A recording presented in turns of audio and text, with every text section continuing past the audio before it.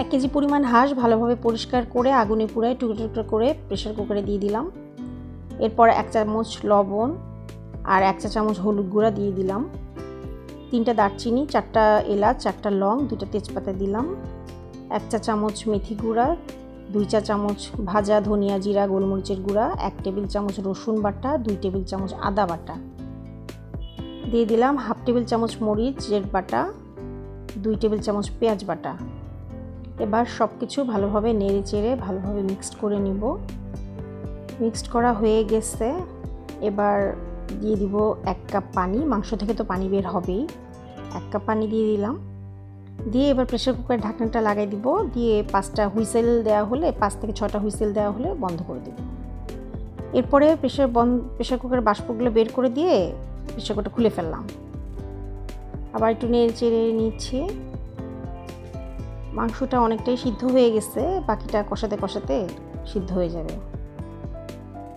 যেহেতু এটা ভুনাই হবে, মাংসটা ভুনা হলেই ভালো লাগবে। একটা পাত্রে এবার তেল দিয়ে দিলাম পরিমাণ মতো। যদি হাঁসটা বড় হয় তেল থাকে তাহলে একটু তেল কম দিলে হবে। 1 চা চামচ মেথি দিলাম, মেথিটা ভাজা ছিল বলে একটু কালচে লাগছে। 1/2 চা চামচ লবণ, আলু চাইলে দিতে পারেন, না চাইলে দেওয়ার দরকার নাই, আমি একটু আলু দিলাম। এরপর 2টা মিডিয়াম সাইজের পেঁয়াজ কুচি আর রসুন কুচি দিয়ে দিলাম হাফ, দিয়ে এবার নেড়েচেড়ে ভালোভাবে ভেজে নেব। ভাজা হয়ে গেছে। এবার প্রেসার কুকার থেকে মাংসগুলো ঢেলে দিচ্ছি, দিয়ে আবার নেড়েচেড়ে নিচ্ছি।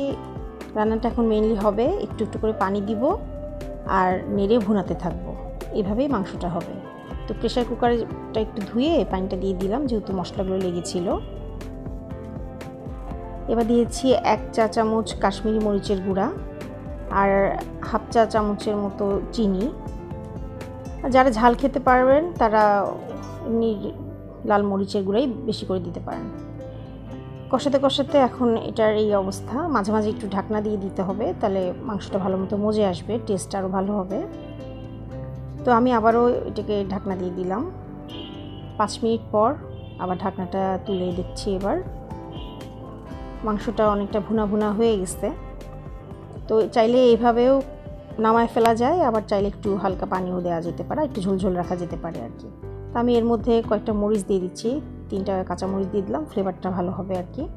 তো আমার হাঁসের মাংসটা রান্না হয়ে গেল, এবার বেড়ে ফেলবো। তো আপনারা এইভাবে একদিন ট্রাই করেন, যদি ভালো লাগে তাহলে আমার চ্যানেলটা লাইক করে সাবস্ক্রাইব করে আর পাশে থাকবেন, আর কমেন্ট করে জানাবেন, ফ্রেন্ডস ফ্যামিলির সঙ্গে শেয়ার করবেন। অনেক অনেক ধন্যবাদ। খোদা হাফেজ।